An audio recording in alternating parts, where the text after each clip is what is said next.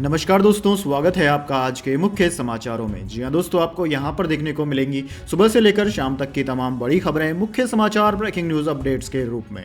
तो दोस्तों, आप सभी लोगों से रिक्वेस्ट है इस वीडियो को ज़्यादा से ज़्यादा लाइक और शेयर करें। तो चलिए दोस्तों, जान लेते हैं आज की पहली बड़ी खबर। नेपाल में विमान हादसा, 68 की मौत। लैंडिंग के 10 सेकंड पहले पहाड़ी से टकराया, आग लगी, तकनीकी खराबी बनी हादसे की वजह। जी हां दोस्तों, नेपाल में रविवार सुबह बड़ा विमान हादसा हुआ। यति एयरलाइंस का प्लेन काठमांडू से 205 किमी दूर पोखरा में क्रैश हो गया। यह ATR 72 प्लेन था। इसमें 68 यात्री और 4 क्रू मेंबर्स सवार थे। लैंडिंग से महज 10 सेकंड पहले विमान पहाड़ी से टकरा गया। इससे प्लेन में आग लग गई और वह खाई में जा गिरा। पोखरा के जिला अधिकारी टेक बहादुर केसी ने बताया कि विमान के मलबे से 68 शव निकाले जा चुके हैं। हालांकि चश्मदीदों का कहना है कि हादसे में कोई भी जिंदा नहीं बचा। अभी तक सिर्फ 5 शवों की पहचान हो पाई है। बाकी शवों को पहचानना मुश्किल है। फ्लाइट में सवार 4 अन्य लोगों का पता नहीं चल पा रहा है। विमान में 5 भारतीय यात्री भी सवार थे। घटनास्थल से 2 लोगों को जीवित निकाला गया, दोनों मछुआरे थे। इसके बाद दोस्तों, अगली बड़ी खबर। पाकिस्तानी प्रधानमंत्री का कबूलनामा। शहबाज शरीफ बोले, एटमी ताकत होकर भीख मांगना शर्मनाक। सऊदी UAE ने बहुत मदद की। जी हाँ दोस्तों, शहबाज शरीफ ने पहली बार माना है कि बतौर प्रधानमंत्री हर विदेशी दौरे पर जाकर मदद के लिए हाथ फैलाना उनके लिए शर्मिंदगी की बात है। हैरानी की बात यह है कि शरीफ ने यह बात फौज के एक प्रोग्राम में कही जो पाकिस्तान के कुल बजट की सबसे बड़ी हिस्सेदार होती है। शरीफ के मुताबिक पाकिस्तान एक एटमी ताकत रखने वाला इस्लामी मुल्क है और अगर ऐसे में हमें हर बार और हर जगह जाकर भीख मांगने पड़े तो इससे ज्यादा शर्मनाक और कुछ नहीं हो सकता। शरीफ ने शनिवार को पाकिस्तानी फौज के पासिंग आउट प्रोग्राम में हिस्सा लिया। यहां आर्मी और ISI चीफ के साथ प्रेसिडेंट आरिफ अलवी भी मौजूद थे। Army chief general Asim Munir और ISI chief lieutenant general Nadeem Anjum के सामने शहबाज शरीफ का यह बयान अहम माना जा रहा है। इसके बाद दोस्तों, अगली बड़ी खबर। भारत का मुरीद हुआ पाकिस्तान का मीडिया। कहा, 2 अपोजिट सुपर पावर्स हमारे पड़ोसी के साथ, भारत अब हर लिहाज से ताकतवर। जी हाँ दोस्तों, पाकिस्तानी मीडिया ने पहली बार भारत की खुलकर तारीफ करते हुए उसे ताकतवर देश बताया है। पाकिस्तानी मीडिया का कहना है कि ऐसे वक्त में जब यूक्रेन के मुद्दे को लेकर अमेरिका और रूस आमने सामने हैं, तब यही दोनों देश भारत के साथ खड़े हैं। यह भारत की बेहतरीन डिप्लोमेसी ही है। आमतौर पर भारत को लेकर पाकिस्तानी मीडिया का रुख नेगेटिव ही रहता है, लिहाजा इतने खुले अंदाज में भारत की तारीफ वहां के मीडिया में एक बड़े शिफ्ट के तौर पर देखी जा सकती है। दोस्तों, पाकिस्तान के एक बड़े अंग्रेजी अखबार द एक्सप्रेस ट्रिब्यून में शहजाद चौधरी ने भारत के बारे में एडिटोरियल लिखा है। शहजाद पॉलिटिकल, सिक्योरिटी और डिफेंस एनालिस्ट हैं। इसके बाद दोस्तों, अगली बड़ी खबर। बीजेपी की सरकार ने कभी किसी मीडिया हाउस पर प्रतिबंध नहीं लगाया, राजनाथ सिंह ने कहा।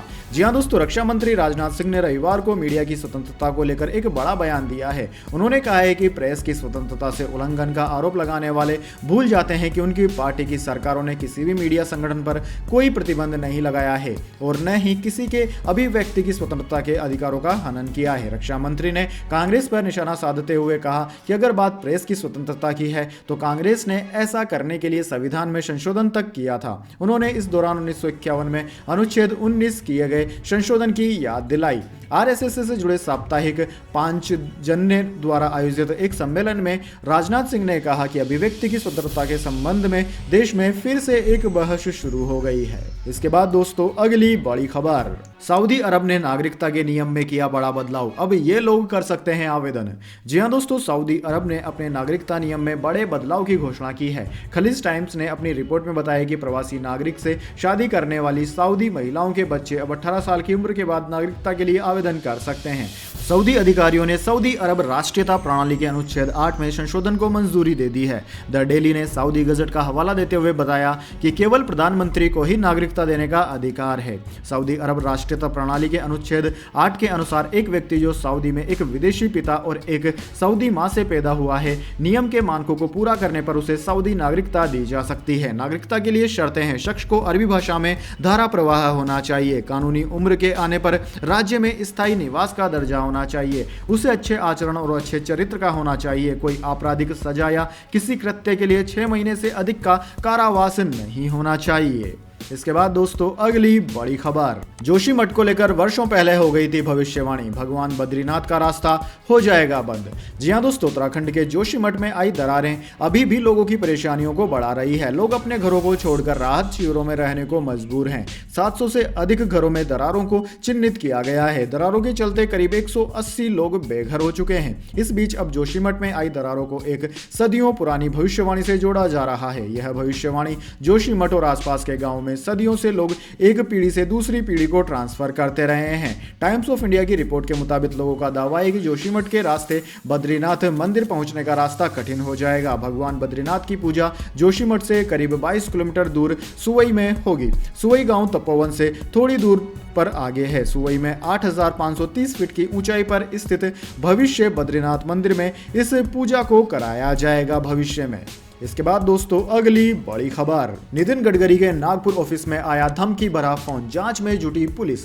जी हां दोस्तों, केंद्रीय मंत्री नितिन गडकरी को फोन पर धमकी मिलने का मामला सामने आया है। पुलिस से मिली जानकारी के अनुसार नितिन गडकरी को धमकी भरे फोन कॉल्स उनके नागपुर स्थित ऑफिस में आए। शनिवार को उनके ऑफिस में इस तरह के 2 फोन कॉल आए। पुलिस फिलहाल इस पूरे मामले की जांच कर रही है। पुलिस अधिकारी के अनुसार केंद्रीय मंत्री नितिन गडकरी के नागपुर स्थित ऑफिस में शनिवार को 2 ऐसे फोन कॉल्स आए थे। पहला फोन शनिवार सुबह 11:30 बजे पर आया था, जबकि दूसरा फोन कॉल सुबह 11:40 पर किया गया। इसके बाद दोस्तों अगली बड़ी खबर, विराट कोहली ने जड़ा 46वां शतक, सचिन तेंदुलकर के शतकों का महारिकॉर्ड अब टूट कर ही रहेगा। जी हां दोस्तों, विराट कोहली का बल्ला फिर सरपट दौड़ रहा है। श्रीलंका के खिलाफ तीसरे वनडे में उन्होंने 85 गेंद पर शतक जड़ दिया। वे 110 गेंद पर 166 रन बनाकर नाबाद रहे। 5वीं बार 150 से अधिक रनों की पारी खेली, 13 चौके और 8 छक्के लगाए। यह उनका वनडे करियर का 46वां शतक है। दोस्तों, सीरीज के पहले मैच में ही कोहली ने 113 रन की बेजोड़ पारी खेली थी, यानी कि यह उनका सीरीज का दूसरा शतक है। कोहली जल्द ही वनडे क्रिकेट में सचिन तेंदुलकर के सबसे अधिक शतकों के रिकॉर्ड को पीछे छोड़ सकते हैं। सचिन ने 49 शतक लगाए हैं। कोहली ओवरऑल दूसरे नंबर पर हैं। भारत को 18 जनवरी से न्यूजीलैंड से 3 मैचों की वनडे सीरीज खेलना है। अब कोहली यहां भी अच्छा प्रदर्शन करना चाहेंगे। तीसरे मैच में भारतीय टीम ने पहले खेलते हुए 50 ओवर में 5 विकेट पर 390 रन बनाए। सीरीज में भारतीय टीम पहले ही 2-0 की अजय बढ़त बना चुकी थी। वहीं दोस्तों तीसरे मैच में भी भारत ने रिकॉर्ड जीत हासिल की और भारत की रिकॉर्ड जीत ऐसी रही कि भारत ने 300 रन से ज्यादा से श्रीलंका को हराया और यह ओवरऑल पूरी दुनिया में पहली ऐसी जीत है जो कि दूसरी टीम 300 रनों से ज्यादा रनों के अंतर से हारी हो। इसके बाद दोस्तों अगली बड़ी खबर, दिल्ली में फिर शुरू हो रही है भीषण शीतलहर, मौसम विभाग ने जारी किया 3 दिनों का अलर्ट। जी हां दोस्तों, मौसम विभाग ने सोमवार और बुधवार के बीच दिल्ली एनसीआर में कई स्थानों पर शीतलहर की भविष्यवाणी की है। दिल्ली में न्यूनतम तापमान 3 डिग्री सेल्सियस के आसपास रहने की उम्मीद जताई गई है। भारतीय मौसम विज्ञान विभाग यानी कि इंडियन मेट्रोलॉजी डिपार्टमेंट के आंकड़ों के अनुसार दिल्ली में 5 जनवरी से 9 जनवरी तक भीषण शीतलहर देखी गई थी, जो कि एक दशक में महीने में दूसरी सबसे लंबी अवधि है। दोस्तों इसी महीने अब 50 घंटों से अधिक घना कोहरा भी दर्ज किया गया है, जो 2019 के बाद सबसे अधिक है। अब दोस्तों अगले 5 दिनों के दौरान पंजाब, हरियाणा, दिल्ली और उत्तर प्रदेश में रात और सुबह के समय कुछ क्षेत्रों में घने से बहुत घना कोहरा छाए रहने की संभावना है। मौसम ब्यूरो ने कहा है कि 17 और 18 जनवरी तक उत्तर पश्चिम और मध्य भारत के कई हिस्सों में न्यूनतम तापमान में लगभग 2 डिग्री सेल्सियस की और गिरावट आने की संभावना है। दिल्ली के साथ ही राजस्थान, पंजाब और हरियाणा के कई हिस्सों में गंभीर शीतलहर की स्थिति बनने की संभावना है। इसके बाद दोस्तों अगली बड़ी खबर, भारत को मिली वनडे इतिहास की सबसे बड़ी जीत, पहली बार कोई टीम 300 रन से हारी। जी हां दोस्तों, टीम इंडिया ने वनडे क्रिकेट में नया कीर्तिमान बना दिया है। उसने तीसरे वनडे में श्रीलंका को 317 रन से हराया। वनडे क्रिकेट के इतिहास में यह किसी भी टीम की सबसे बड़ी जीत है। मैच में टीम इंडिया ने पहले खेलते हुए 5 विकेट पर 390 रन का विशाल स्कोर खड़ा किया। विराट कोहली और शुभमन गिल ने शतकीय पारी खेली। जवाब में श्रीलंका टीम 22 ओवर में 73 रन पर सिमट गई। भंडारा ने चोट के कारण बल्लेबाजी नहीं की। तेज गेंदबाज मोहम्मद सिराज ने बेहतरीन गेंदबाजी करते हुए 32 रन देकर 4 विकेट झटके। इसी के साथ भारतीय टीम ने वनडे सीरीज में 3-0 से क्लीन स्वीप किया। श्रीलंका की टीम कभी भी भारत को उसके घर में वनडे सीरीज में नहीं हरा सकी है। दोस्तों इससे पहले बड़ी जीत का रिकॉर्ड न्यूजीलैंड के नाम था। उसने 2008 में आयरलैंड को 290 रनों से हराया था। दोस्तों लक्ष्य का पीछा करने उतरी श्रीलंका की टीम कभी भी मैच में नहीं जीतती हुई नहीं दिखी। उसके 5 विकेट सिर्फ 37 रन पर ही गिर गए। इसके बाद कप्तान दानु शनाका से उम्मीद थी, लेकिन वे सिर्फ 11 रन बनाकर बाएं हाथ के स्पिनर कुलदीप यादव का शिकार हुए। 7 बल्लेबाज दहाई के आंकड़े तक नहीं पहुंच सके। सिराज के अलावा मोहम्मद शमी और कुलदीप यादव ने भी 2-2 विकेट झटके। इसके बाद दोस्तों अगली बड़ी खबर, महंगे होम और कार लोन से जल्द नहीं मिलेगा छुटकारा। आरबीआई गवर्नर ने कहा यूक्रेन कॉन्फ्लिक्ट जारी रहा तो इंटरेस्ट रेट लंबे समय तक हाई बने रहेंगे।